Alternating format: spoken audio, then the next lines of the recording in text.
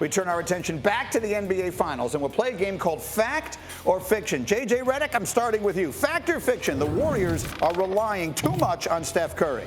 That is absolutely fiction. You have to understand the Warriors rely on his gravitational pull at all times. He is the center of their solar system, and all the stuff that comes out of their offense, it's because of him. His movement, his pick and rolls, him putting pressure on the rim. CJ McCollum, you're next. Fact or fiction, Jayson Tatum needs to do more if the Celtics are going to win. I think fiction. When you talk about doing more, I think it's all relative. I think he needs to do less. Less turnovers, less contested mid-range shots, more step-back threes, more assertiveness, more getting downhill, drawing the defense, kicking it out to the likes of Al Horford, the likes of Marcus Smart, as well as Derek White. Okay, so I like the way you went there. You sort of crossed me up. It is both fact and fiction at the same time. Redick, how about this? Draymond Green deserved a second technical for that exchange with Jaylen Brown the other night. Is that fact or fiction? I'm going to go with fiction on this. I think it was very annoying. Draymond can annoy people and get under their skin, but I didn't find it to be egregious. It was more annoying than anything else. Okay, it's interesting. We were all sitting together. I was with the group from NBA Canton watching that. I can tell you in the building, they were scared to death. The fans in Golden State were scared to death that they were about to lose Draymond Green in the second quarter of a finals game. And with that thought in mind, Jeff Van Gundy was on the Low Post podcast yesterday, and this is what he said the Celtics should do to deal with Draymond Green. Listen.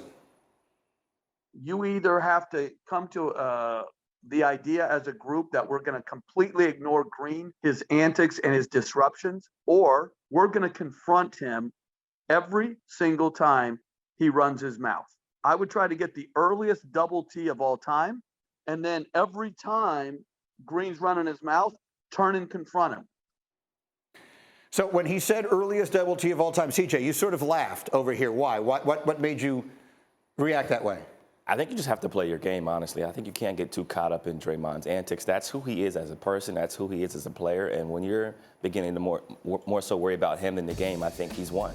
Hold on one second there. So I wasn't here yesterday, but that doesn't mean I wasn't watching. And I thought I heard you say yesterday that if he gets a technical, that you and Dame Lillard would get together back in the day in Portland and say, okay, how are we going to get a second T on this guy? That's if he gets the first one. Right.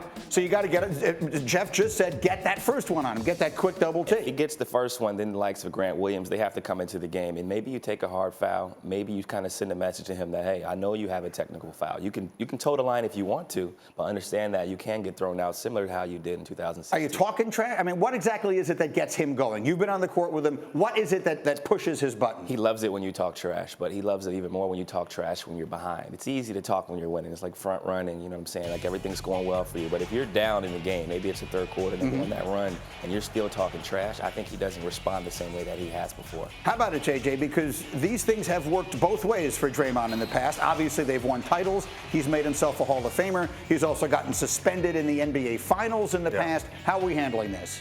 I think a bigger question is how are we handling Steph Curry, honestly? The Celtics' attention should not be on Draymond Green. It should be on Steph Curry, specifically how we're guarding pick and rolls, drop coverage. He's averaging 1.7 points per possession. ISO's 1.8 points per possession. If you look for both teams in the half court, the three most effective plays are a Steph pick and roll, a Steph handoff, and a Steph ISO. They've got to figure Steph out. Draymond is the least of their concerns. Is that right? Because it does feel as though the energy and emotion that he creates does lift the rest of his team. Yeah, but he's going to do that every game, Greeny. That's who he is. Yeah. As CJ said, that's who he is. That's what he brings into a game, and I thought he brought that at a very high level from the jump in game two. You were there, first play of the game. He's tying up Al Horford at the top of the key, forcing a jump ball. This is who he is as a player.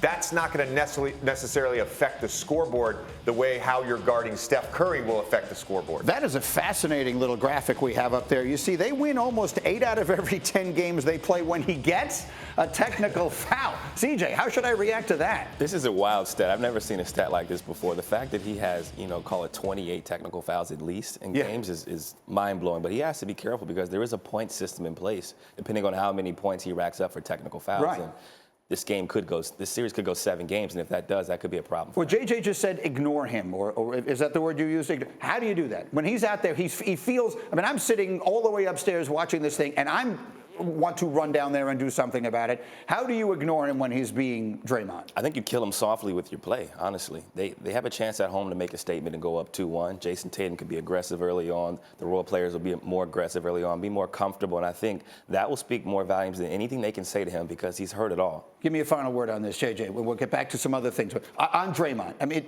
just pretending it's not happening doesn't feel realistic to me. I think that stat is reflective of the fact when Draymond is ornery, the Warriors are better. And real quick, Greeny, I just want to give a shout out to my 7-year-old son, Knox Reddick. He had his first in-person piano recital last night. Right. He played a Bach piece and he absolutely crushed it. I just wanted to tell him, he's watching right now. I just wanted to tell him I'm proud of you, Knox. Okay. You killed it, bud. Well done. I'm glad you snuck that in right there in the middle of the Draymond conversation. That's well played. I had to get it off, Greeny. I had to get it off. Well done. The crew liked it. Thank you for watching ESPN on YouTube. For live streaming sports and premium content, subscribe to ESPN+.